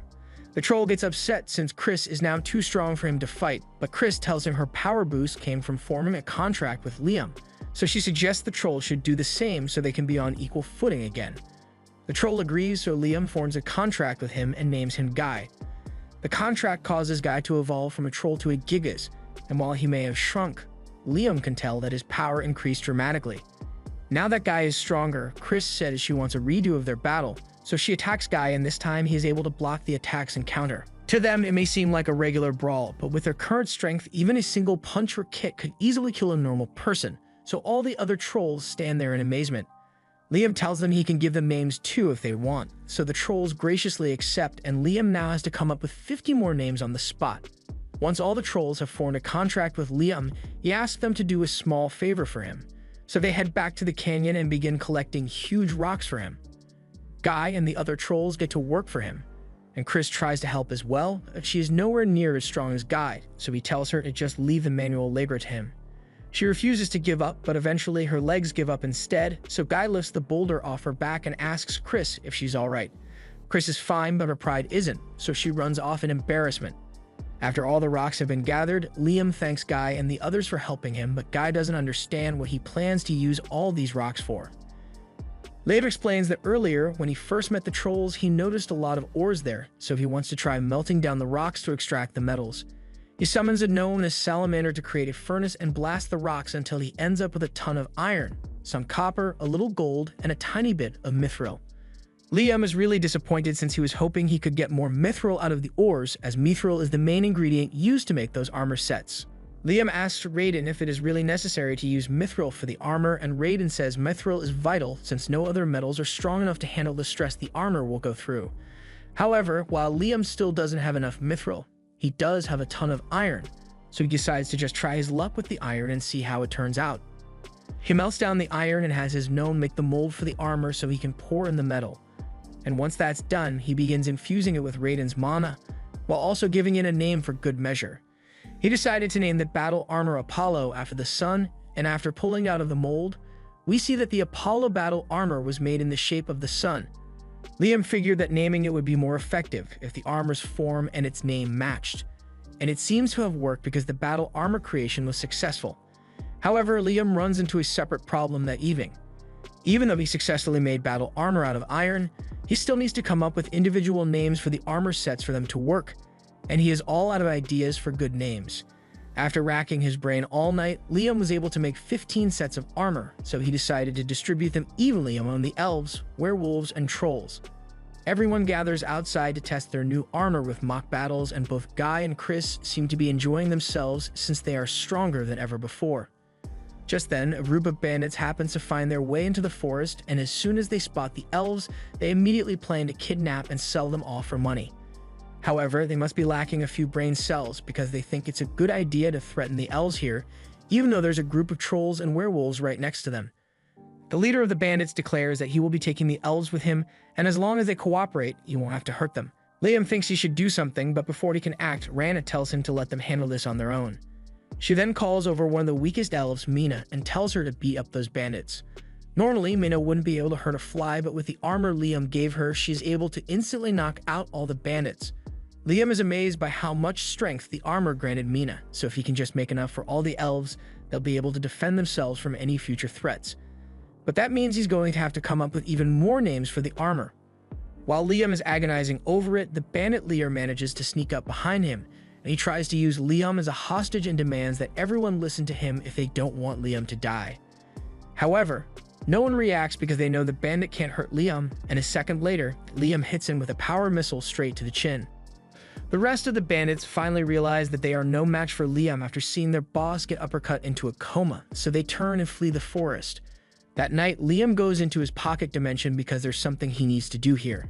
He summons a bunch of water spirits and tells them that he collected a lot of seawater and he would like them to separate the salt from the water so the people of the village can use it.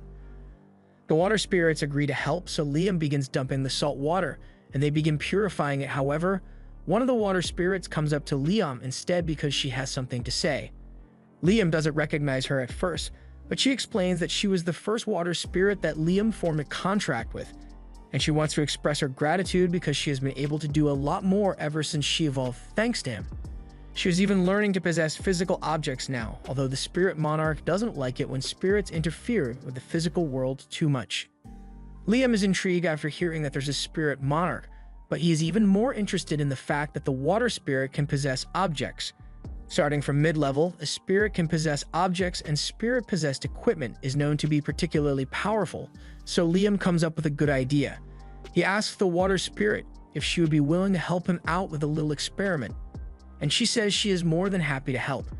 First, Liam named the water spirit Zero for an additional buff, and after creating one more battle armor in the shape of a water spirit, he has Zero possess it. He successfully created possessed battle armor, so he does the same thing with the fire and earth spirits and gives all three armor sets to Reyna, Chris, and Guy. This drastically increases their power once more, and they are all eager to use their strength to serve Liam. But while Liam is only doing this to make sure he can protect his nation, he has already amassed enough military power to take over all the surrounding nations if he chooses to.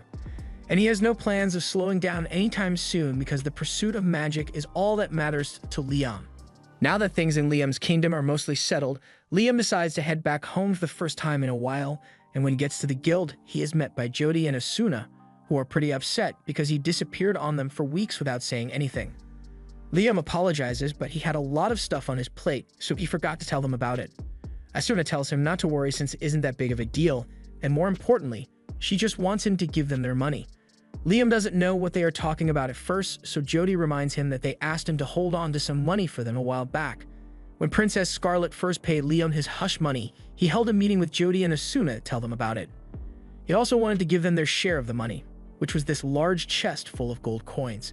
Asuna and Jody are hesitant to accept the hush money since they literally couldn't tell anyone about Liam's secret, even if they wanted to, since he could just order them to keep it secret. But Liam doesn't want to issue any orders, so he tells them to just take the money. Asuna and Jody eventually agree to take the money, but it won't be safe for them to have that many gold coins with them, so they ask Liam to hold onto it for them until they need it. And now, they need the money. Liam agrees to give it to them, but he's curious about what they could possibly want to spend all that money on. Neither of them say anything, but a few minutes later, they take Liam to a grimoire store and buy one for him as a gift. Liam takes a look at the grimoire, and after realizing that he has never encountered this spell before, he thanks Asuna and Jody for being so thoughtful. Afterwards, the three head back to the guild to catch up, and they find out that Liam has been building a nation recently. That explains why he was gone for so long, but now Liam asks them what they want to do. They have the choice to either join Liam's nation or they could stay in town and keep hunting, but it's not a difficult decision for them to make because they want to go wherever Liam goes. Liam is glad to hear that, but they can't head back to his nation yet because he still wants to try out that grimoire they gave him so he can master it. He uses the grimoire to cast the spell for the dust box, and to fast track his mastery, He casts it over and over in rapid succession until he can do it perfectly with zero delay. Jody and Asuna are surprised that he could master the spell so easily, but that aside, they don't actually know what the spell does.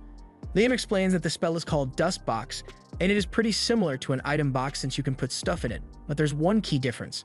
Liam takes a piece of fish and places it in the dust box for a minute, and after pulling it back out, the fish is completely rotten. Asuna and Jody are amazed, so they ask him if the spell is useful, but honestly, Liam can't think of any use for a spell that makes things age quickly. Just then, he spots a waitress with some wine and he comes up with a great idea. He runs off, and an hour later, he returns with a bottle of freshly squeezed grape juice. His theory is that if he adds some yeast to the grape juice and puts it in the dust box for a while, he will be able to make wine.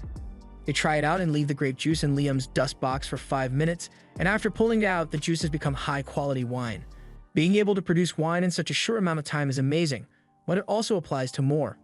In fact, literally anything that requires fermentation can be mass-produced with this method, so the spell is incredibly useful. A while later, Liam takes Jody and Asuna to his house and pulls out 10 different bottles of wine. He put 10 bottles of grape juice in the dust box 1 hour apart, so the bottle labeled 10 was in there for 10 hours, the bottle labeled 9 was in there for 9 hours, and so on.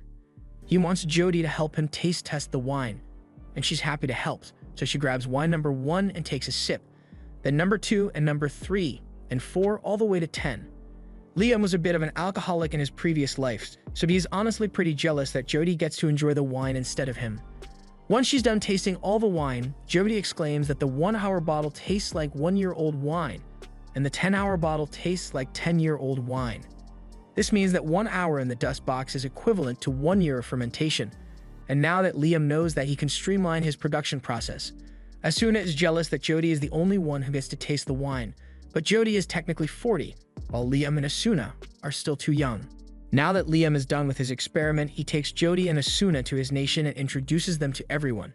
Everyone immediately accepts them, and to celebrate their new arrivals, the villagers hold a feast in Asuna and Jody's honor. All the different species prepare their favorite dishes for the feast, so Chris prepares a plate of grilled lamb, Guy prepares some roast beef, and Raina prepares some mushroom soup. Asuna can hardly contain herself anymore, so she digs in and starts eating as much food as she can, and soon enough everyone else does the same. The next morning, Liam takes everyone out into the nearby forest to pick fruit so he can make different kinds of liquor. They find a bunch of star fruit in the trees, so Guy and Chris begin competing with each other to see who can harvest the most fruit, but Raina yells at the two of them to stop because if they pick all the fruit now, then next year's harvest won't grow. Just then, Liam hears a scream coming from the other side of the forest, so he runs over to investigate, and to his shock, he sees a man biting one of the trolls. He uses his power missiles to blast the man off the troll, but before he could interrogate him, the man runs off into the woods. Guy goes to check on the troll who got bitten, but for some reason, Goem is acting really strange. He became erratic and suddenly tried to bite Guy's face off, so Guy was forced to restrain him. Guy has no idea what could be wrong with Goem, but Liam thinks it might be some kind of status effects, and if that's really the case, then his all-clear spell should fix the problem. Liam casts the spell to clear all status effects on Goem, and thankfully makes him go back to normal and fall asleep. But Liam still has no idea what caused this in the first place. Jody has seen a similar condition before, so she tells Liam she thinks Goem might have been infected by a vampire.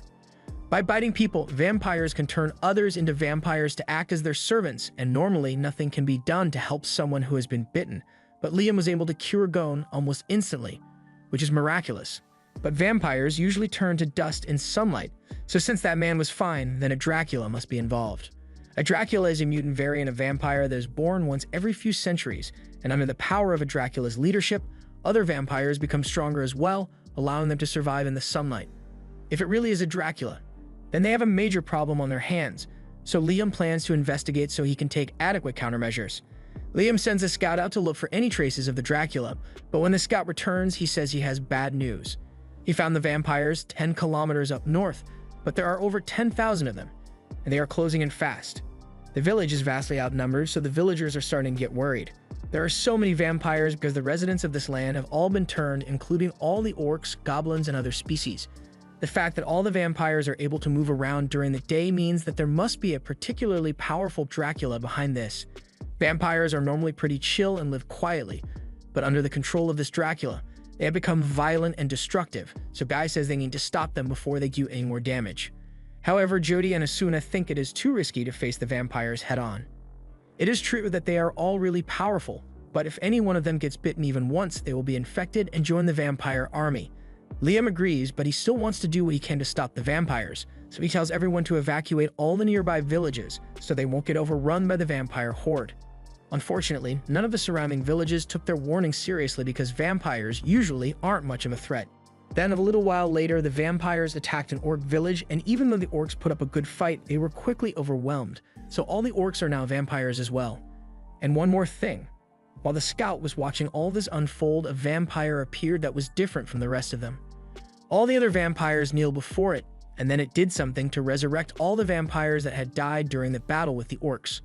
There's no doubt in Liam's mind that the vampire the scout saw was actually the Dracula, but if the Dracula can revive its vampire servants indefinitely, then the only way to end this would be to take the Dracula out directly. However, it sounds like it would be impossible to even get close to the Dracula with the current size of its army. Fortunately, Liam has come up with a perfect plan for them to defeat the Dracula, so he asks the tribe leaders as well as Asuna and Jody for some help. The five of them end up confronting the vampires in a valley, but just before the vampires get to them, they all equip the armor Liam made for them, and they all begin tearing through the vampires. Vampire bodies begin piling up left and right, and once the group has done a significant amount of damage, Guy says they should retreat since this is more than enough to draw out the attention of Dracula. Sure enough, Dracula soon appears before them, but just as he is about to revive his fallen vampires, Liam swoops in and teleports him away. Dracula is both confused and impressed that Liam was able to move him against his will, so he asks Liam what he did. Liam explains that he teleported them 100 kilometers away, so Dracula won't be able to interact with any of his kin anymore. Liam is sure this whole mess will be solved once he defeats Dracula, but before their fight begins, he asks Dracula if he would be willing to stop turning people into vampires so everyone can coexist in peace. Dracula refuses Liam's peaceful resolution because there's no way he is going to stop until he has converted all the inferior species into his servants. In that case, Dracula leaves Liam with no choice, so he fires several power missiles at him, but even though the missiles hit him straight on, Dracula remains perfectly unharmed. He then disintegrates himself and appears behind Liam, but Liam manages to teleport away before Dracula could hit him. Liam then tries to hit Dracula with several holy lances, but despite being pierced several times, Dracula once again simply disintegrates and reforms himself like new. He then baits Liam into teleporting away and grabs him, but before Dracula could sink his teeth into Liam's neck, Liam swaps places with a clone and dispels it to avoid getting bitten. That was a really close call just now, so Liam is considering using his Guardian Raiden armor since it would give him a huge boost in power, but it would also drain all his mana, so it is too risky to use until he is sure he can defeat Dracula. He keeps trying to hit Dracula with all kinds of spells, but nothing seems to work, and Dracula tells Liam that all his resistance is pointless because no matter what he does, he won't be able to harm him. Dracula is immortal, meaning he exists outside the laws of this world, so he can't die. In fact, his body is merely a vessel that he uses to consume life force, so as long as this world exists, Dracula will remain indestructible. Liam thinks about what Dracula said earlier, and since he isn't alive as Dracula grabs him, Liam puts Dracula in his dust box. Living things usually can't be put inside the dust box, but since Dracula isn't alive, the rule doesn't apply to him. Now all Liam has to do is close the dust box and let time pass until Dracula eventually runs out of life force to keep himself going. Liam ends up standing there for 10 hours, meaning 10 years have passed for Dracula, and eventually he either ran out of life force or got so bored in there that he went into a state of suspended animation, so Liam has successfully defeated Dracula. Now that his job is done, he heads back to the canyon to see how the others are doing. As he teleports back, he is greeted by Asuna and Jody, who are glad to see that he is alright. They assume Liam must have managed to defeat Dracula somehow, and since Dracula is gone, he assumes all the victims should be free now. But unfortunately, they all start burning away instead. Once they became vampires, their bodies were being sustained by Dracula's magic, so now that Dracula is dormant, they are going to disappear. Liam doesn't want to let all these people die, so he starts thinking as hard as he can to figure out a way to save them, and that's when he remembers how he was able to cure Gon by using the All-Clear spell.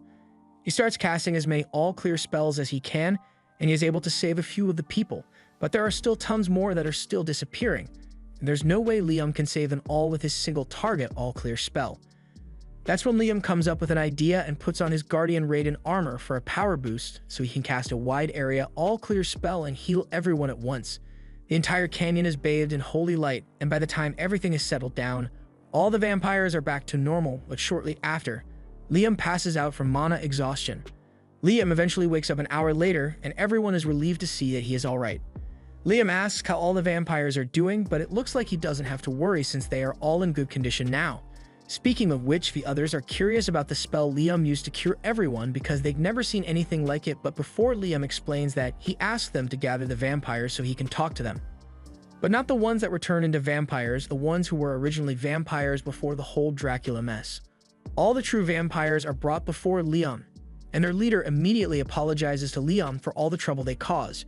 He offers to take full responsibility for the disaster and just asks that Liam spare the lives of his subordinates, but Liam tells him he doesn't have to worry because he doesn't intend to hold any of them accountable for it. The one responsible was Dracula anyway, so instead he offers them a choice to join his village and be able to walk during the daytime again. Now that Dracula has been defeated, the regular vampires must have lost the ability to survive in the sun. So by morning, they will either burn to ash or have to go back to their quiet life of darkness. The vampires are hesitant to agree to become Liam's servants after what happened with Dracula, but Liam assures them that he isn't a bad guy. He just has 2 rules he wants them to follow. 1, they have to listen to his instructions, and 2, they can't cause any conflicts. The vampires seem happy with the terms of that agreement, so they all gather so Liam can form contracts with them, and the first to form a contract is the vampire leader, so Liam names him Alucard. Several days later, Liam goes back to the place where he trapped Dracula, and since several centuries have passed within the box without a food source, Dracula starts fading from existence. Once Dracula has completely vanished, Liam dispels the box because he can finally relax. But elsewhere, a noble is currently watching footage of Liam's battle with Dracula on his crystal ball, and he can't believe that a single boy was actually strong enough to defeat Dracula. This is a problem for him because he was planning to use Dracula as an excuse to deploy troops into the Holy Land. But now he has bigger issues to deal with, like the kid who single-handedly took down a Dracula. He can tell just how powerful Liam is from the kind of magic he is using, but the video cuts off before the end of the fight, so he has no idea what method Liam used to defeat the Dracula. The noble can't believe a normal human could possess such strength, so he wants to watch Liam a little more to gather information before he tries to lay claim to that land. When monsters like Liam appear, it always leads to a turning point in the era, but the question now is whether Liam is going to become a hero or a demon lord. Back in Liam's village, he is exhausted after all the stress of dealing with Dracula, as well as having to form contracts with all 10,000 of Dracula's victims. He formed the contracts, but there's no way he can think of 10,000 names now, so he decides to just put a hold on naming for now. Just then, 2 slimes Liam named come up to him, and they say they have a gift for him. So one poops out a statue of Liam. Liam is grateful for the gift, so he thanks the slimes and takes them with him on his daily patrol. What was originally meant to be a small village has quickly grown into a city thanks to everyone working to build accommodations. Of all the species here aside from the dwarf, the elves have the most experience with construction, so Liam put Reyna in charge of that. Meanwhile, Guy and the other Jiva trolls are in charge of patrolling the promised land for threats, and Chris and the other wolves are in charge of hunting for food. Everyone has their responsibilities, and they all do their best to fulfill them, so things are going well. Just then, Liam is approached by Guy because he has something to tell him. He spotted a group of humans in the forest, and they claim to be merchants from Quistador, so they would like to have a meeting with the king of this land. Liam thinks it might be a good idea to meet with the merchants, but Liam says he isn't actually a king though. Guy has no idea what he's talking about because he is the master of over 10,000 powerful species and rules over the city, so of course he is the king. He even asks everyone else if they think Liam is the king, and they all pretty much assume he was, because who else would it be? And since everyone is in agreement that Liam should be their king, Raiden decides to make it official. As the original owner of this land, he proclaims that he is crowning Liam the king of this nation. A little while later, Liam teleports himself to Scarlet's house so he can check in on her. He finds her sitting in her room, awaiting his arrival, and after greeting him, Liam asks Scarlet if she managed to find any information about what the Kingdom of Jamil is planning. Unfortunately, she tells Liam she couldn't learn anything, but she does know that the officials of Jamil are hiding something.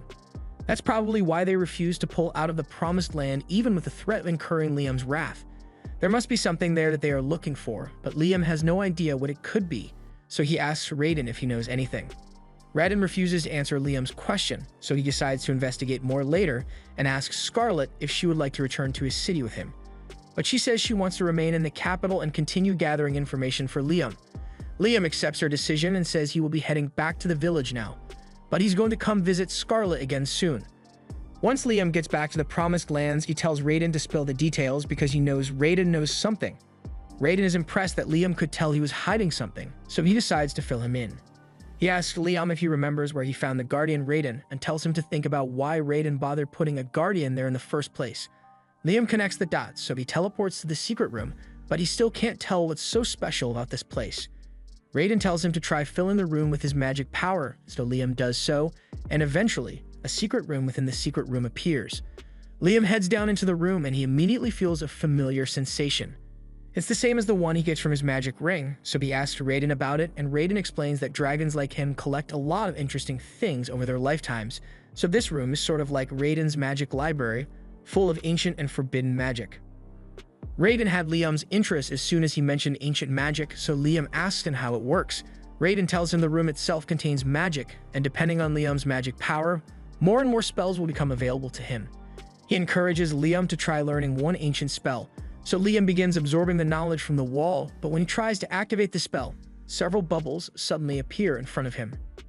Raiden tells him that this is somewhat of a defense mechanism for the secret room, so until Liam manages to beat the puzzle, these bubbles will keep appearing each time he tries to cast his spell. The only way to complete the test is to continuously pop the bubbles until a limit is reached, so he encourages Liam to try his best, even if it takes weeks of bubble popping. However, Liam has a quicker method in mind. He creates a clone of himself, and both he and his clone begin shooting as many fire spells as they can to destroy the bubbles, and after only an hour of doing this, Liam manages to clear the game and gain access to the ancient spell. Now that he has mastered the spell, he decides to go test out with his clone, so he has the clone cast an item box and drop a rock over him. However, before the rock could hit Liam, he uses the ancient spell he just learned to cast an Absolute Force Shield, and as the rock collides with the shield, they both crumble. The Absolute Force Shield is a spell that can completely block all damage from a single physical attack. It is an amazing spell, but it has its limitations because it can't block any magical attacks at all. And if two physical attacks are fired at once, the shield can't block the second attack. But even if the Absolute Shield only blocks one attack, Liam can just cast it multiple times at once, making him practically invincible against physical attacks. There's also a spell called Absolute Magic Shield, but it's on the second floor of Raiden's den. So Liam is going to have to work hard to raise his magic power and break the second seal. Liam thinks about it for a second, and since he already knows how to use Absolute Force Shield, he is pretty sure he can just make the Absolute Magic Shield himself without having to use Raiden's library. He begins casting the Absolute Force Shield, but this time he makes the target for damage negation magic. He then proceeds to test the magic in his imagination until he managed to perfectly recreate the Absolute Magic Shield. Raiden is so stunned that he doesn't know what to say because Liam somehow managed to create ancient magic on his own after using it for 2 minutes.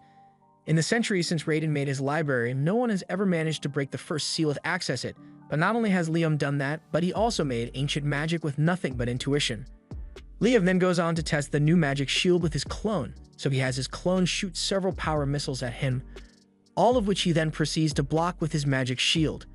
It seems to work perfectly since Liam suffered no damage, so he is satisfied with his outcome.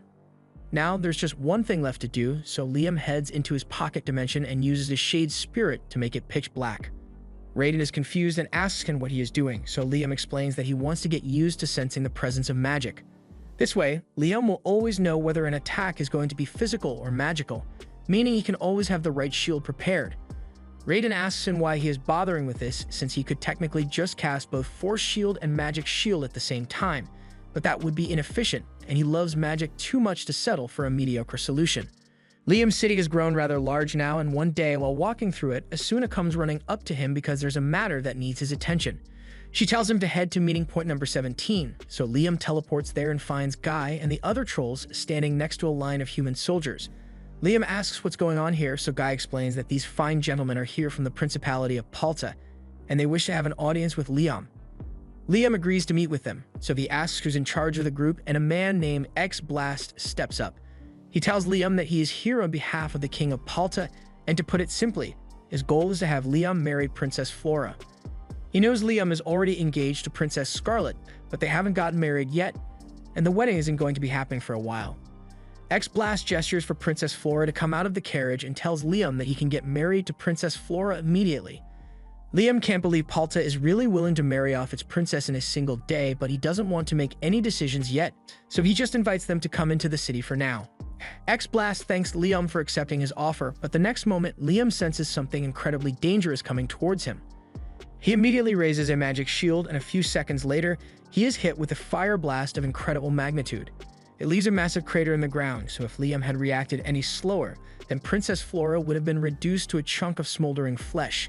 He has no idea who could have done this, so Raiden tells him X-Blast might have had something to do with it, because he has disappeared for some reason. Even if that's the case, Liam still has no idea why X-Blast would intentionally put Princess Flora in danger, so he decides to go ask Scarlet if she knows anything. He teleports to Scarlet's mansion, and a few minutes later he teleports back to the explosion site to show her what happened. He tells her that a man named X-Blast from the Principality of Palta was here trying to convince him to marry Princess Flora, but just when Liam agreed to meet with her, a massive fire elemental appeared beside Flora and nearly burnt her to a crisp. Scarlet is a bit confused because she has never heard of a noble by the name of Flora before, but she has heard of X-Blast, and she knows that he is pretty shady. It's likely that X-Blast was simply looking for an excuse to antagonize Liam by bringing a princess to his kingdom under the guise of trying to foster a relationship. Then he intended to kill Flora and blame the incident on Liam as an excuse to start a war with him. Speaking of Flora, Scarlet just figured out where she's seen Flora before, but to make sure, she goes up to her body to inspect her chest. After a close examination, Scarlet can confirm that she indeed recognizes those double Ds because they belong to the illegitimate child of the King of Palta. Just then, Flora wakes up, and at first she thinks she must have died in the fire attack, but then she sees Liam and he tells her he saved her from the blast.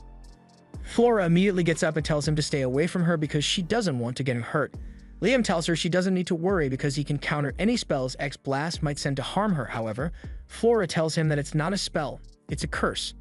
X-Blast put it on her to ensure that she would die no matter what, so she begs Liam to get away from her before he gets caught up in it. But Liam simply smiles, walks up to her, and uses All Clear to erase the curse. Flora can't believe the curse is actually gone because X-Blast told her it was impossible to remove, but Scarlet assures her that no curse is greater than Liam's power. Flora is relieved that she won't have to die now, but Liam is curious, so he asks her what kind of curse that was.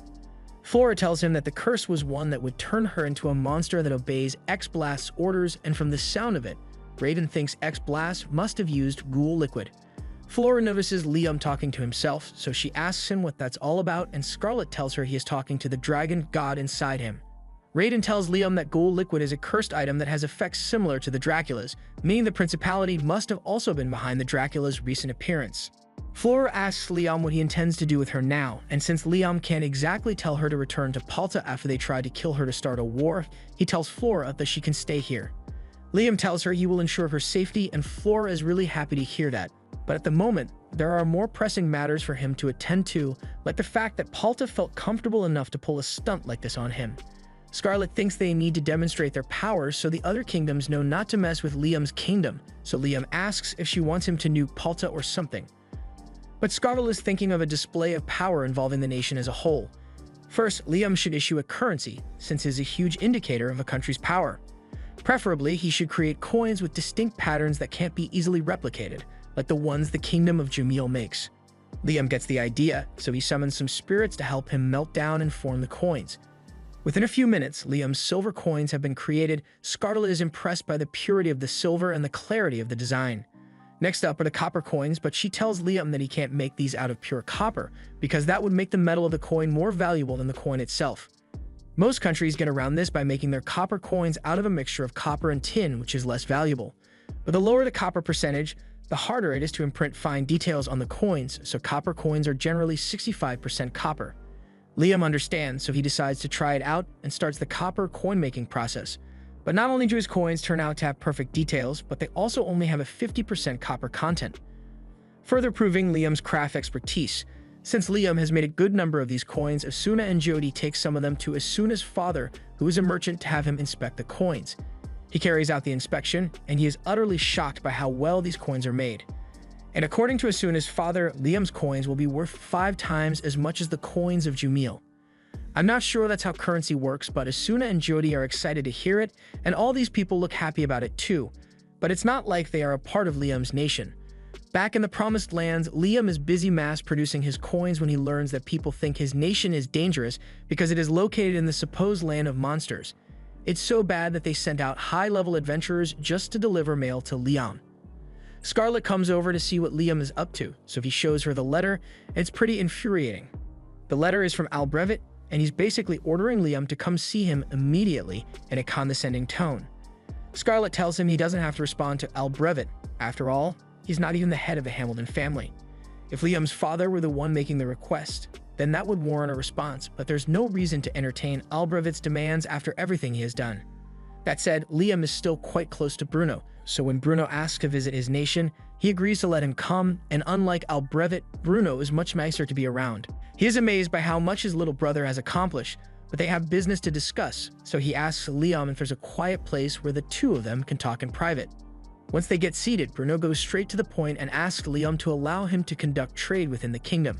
He promises to obey all the laws and pay taxes according to this nation's rules, but Liam is having a hard time processing all this, so he asks Bruno to explain everything from the start. Bruno calms down and points out that Liam's nation is bordered by the kingdoms of Jumil, Quistador, and Palta, and it is expected to prosper under Liam's rule, so it is very likely that this nation will end up becoming the #1 trading route in the coming years. That's why he came to ask Liam for permission to trade here as the head of his new family. Liam is impressed by how well Bruno thought this out ahead of time, and he assumes Albrevet must have been trying to do the same thing, but compared to Albrevet's arrogant behavior, Bruno was much more humble about it and even bowed his head to his younger brother. For that reason, Liam wants to grant Bruno's request, but he asks Scarlett what she thinks about it. Scarlett tells him granting Bruno's request is fine, but there are two things he needs to do at the same time. He needs to treat Bruno extremely well in terms of taxes and establishing a base of operations in the kingdom, and at the same time, he should treat Albrevet and the rest of the Hamilton family coldly for their rude demands. This will send a message that Liam won't take disrespect lightly and further cement his authority as king. After Liam and Bruno finalize the details of the trade deal, Bruno is sent on his way, and as he leaves, Scarlett compliments him for being such a respectful noble despite being so young. It is likely a result of him having climbed to the position of the head of a noble family. But a sense of responsibility like that only comes when you work for your position, so most nobles who inherit their positions end up being rather entitled. That's the entire reason that Raiden made the rule that all nobles will lose their title within 3 generations if they don't accomplish something new. Liam is surprised to learn that Raiden was the one who came up with that rule, but it really has helped shape the attitudes of nobility because they are usually too busy trying to accomplish something to become entitled pricks. Raiden also tells Liam that he is becoming a fine king because when he isn't sure about something, he asks Scarlett for her advice. It is a sign of wisdom to acknowledge that you need help sometimes, and Scarlett is a great retainer because she's so knowledgeable. However, subtle demonstrations of power like they've been doing so far only work if the other nations are reasonably intelligent. For instance, if a king of a nation were to be like Albrevet, then no amount of warnings would stop him from invading, so Liam needs to be prepared for that. That means Liam is going to have to work hard to strengthen his combat magic. But Raiden tells him there is a major flaw with magic as a whole. It can be suppressed. To make up for that flaw, Liam needs to be able to strengthen himself with his own magic power, and for once, Raiden decides to demonstrate in person, so he comes out of Liam's body. And it turns out that Raiden is actually a girl, because why not? Liam is just as surprised to find out that Raiden is a girl, but that's not what's important right now. Raiden then proceeds to demonstrate the technique she told Liam about earlier. By circulating magic through the body without casting a spell, one can greatly increase their physical strength. Liam tries it out as well, and he is able to do it on his first try, leaping high into the air, but he quickly runs out of energy and falls back to the ground. Liam is disappointed that he couldn't do the same thing Raiden did, but Raiden is honestly surprised he managed to use the technique at all. It's almost infuriating how quickly Liam learns things because it doesn't give Raiden a chance to actually teach him anything.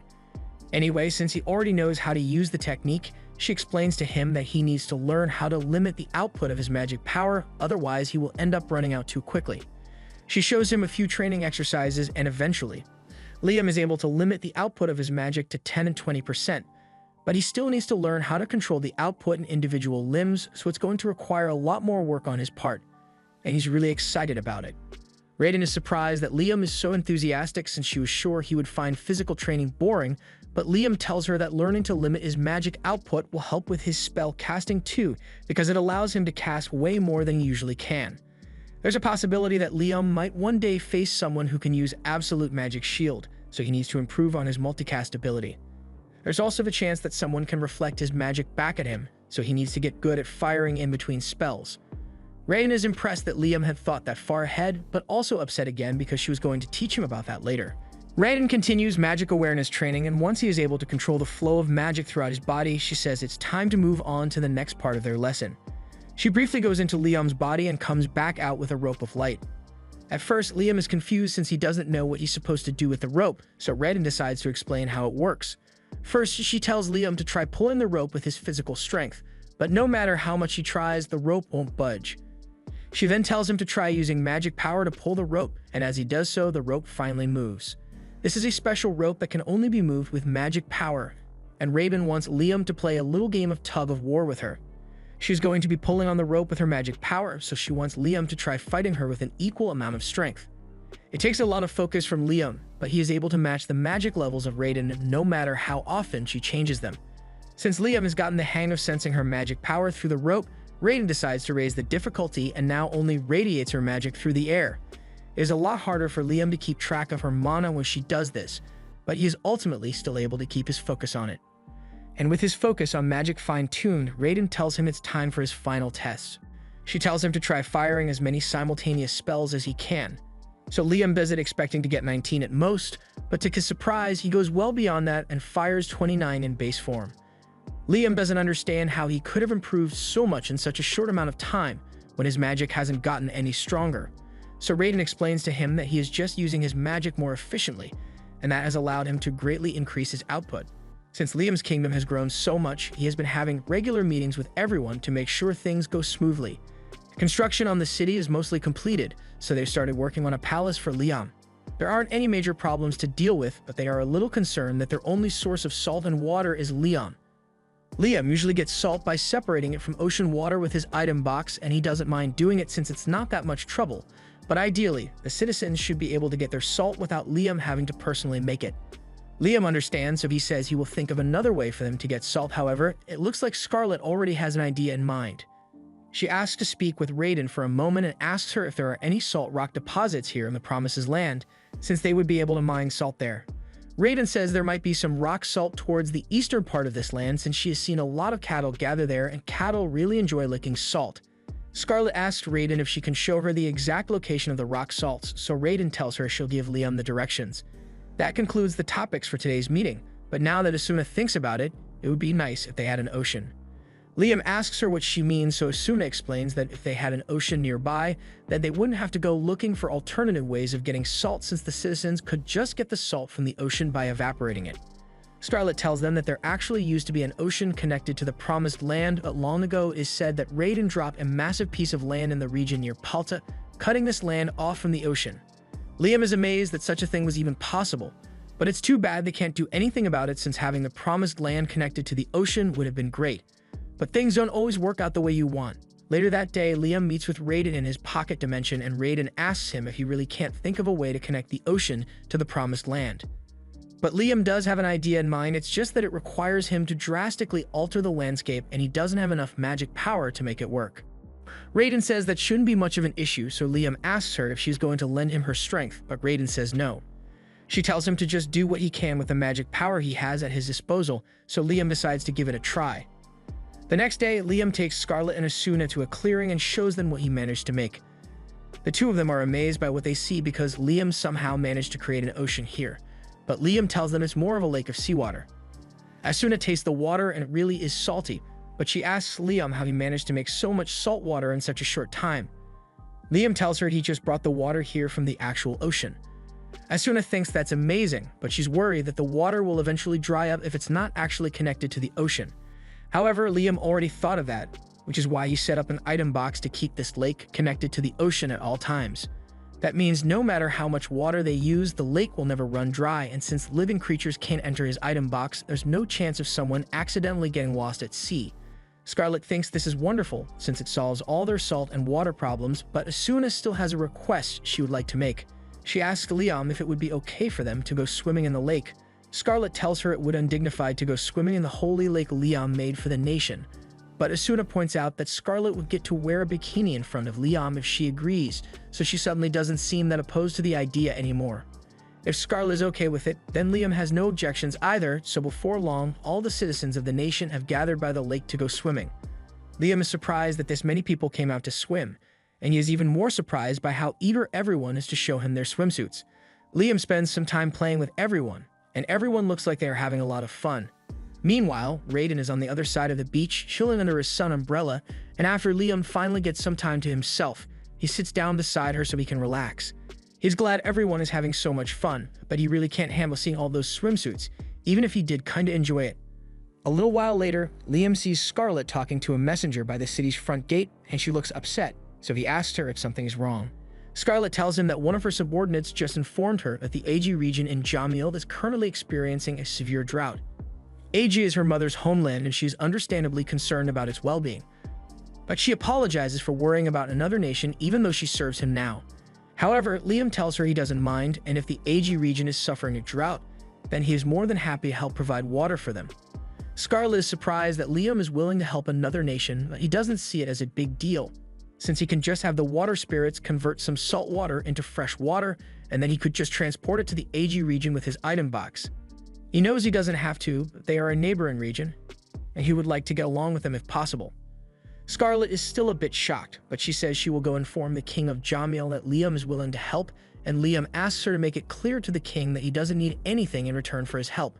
Scarlet hurries off to go deliver Liam's message to the king of Jamil, and as she leaves, Raiden tells Liam that he is being pretty generous. Liam says it's just the best way to build friendly relations with the neighboring nations. He has already demonstrated that he has great power and skill, so now he wants to show the other nations that he can use his power for their mutual benefit, and that should convince them to stay on good terms with Liam's kingdom. Liam begins working to create the necessary water, but now that Raiden has had some time to think about it, she thinks Liam's efforts might be in vain. What Liam is doing is definitely a good thing. It would be a wise choice for anyone to accept his kindness. But wisdom isn't as common as you would think. Raiden has encountered many people throughout her life, and the more status a person has, the more likely it is that they let their judgment be clouded by their pride. Liam doesn't think anyone would be foolish enough to make decisions solely based on their pride, but then he remembers that Albrevin exists, so he understands what Raiden is talking about. He just hopes the king of Jamil isn't short-sighted enough to let his pride dictate his decision. Unfortunately, that's exactly what the king of Jamil does, because Scarlet returns to Liam and tells him that the king rejected his offer, saying he will handle the issue on his own.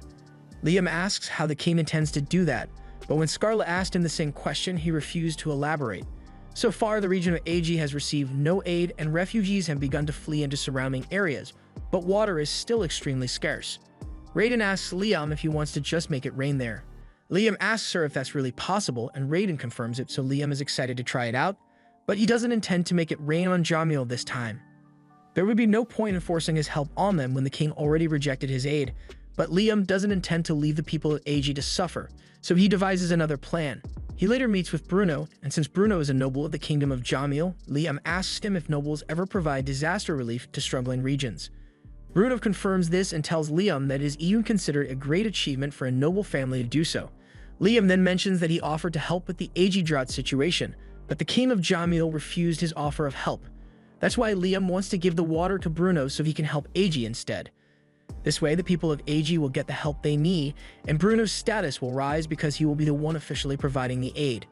Liam then pulls out one barrel of water and tells Bruno that he can teleport the rest to the areas where it is needed, at which point Bruno just needs to distribute it. Bruno thanks Liam for the offer and says he will make sure the people get the water, but since he will be purchasing the water from Liam, he is going to need a few days to get enough to pay him. However, Liam tells him he just wants 10 silver coins per barrel. That's a lot cheaper than Bruno was expecting it to be, but Liam only intends to charge him for the average cost of manual labor to prepare the barrels. It didn't take Liam that much effort to make the barrels of water, so he isn't concerned about money. And if the king ends up questioning Bruno about the water, he can explain that his source kindly only charged him for labor. After Liam's meeting with Bruno is over, Liam is approached by a couple of officials from Jamil. They say they are here to facilitate the wedding between Liam and Scarlet, but they are actually here to make sure Liam doesn't help AG in any way. It's amazing how far the king is willing to go to protect his pride, but it's going to cause problems for Liam. Since he has never been to AG before, he can't just teleport there, and he can't travel there normally with the Jamil officials watching him.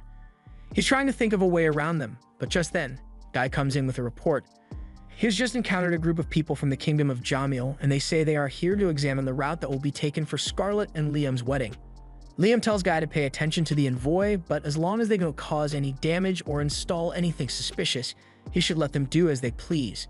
Now that the officials from Jamil are already here, Liam isn't going to have a chance to send his clone to IG unnoticed anymore, so he decides to take some drastic measures. He summons his clone and uses Wind Cutter to give it a haircut. But apart from merely giving the clone a heart attack, the haircut didn't do much to make him look different.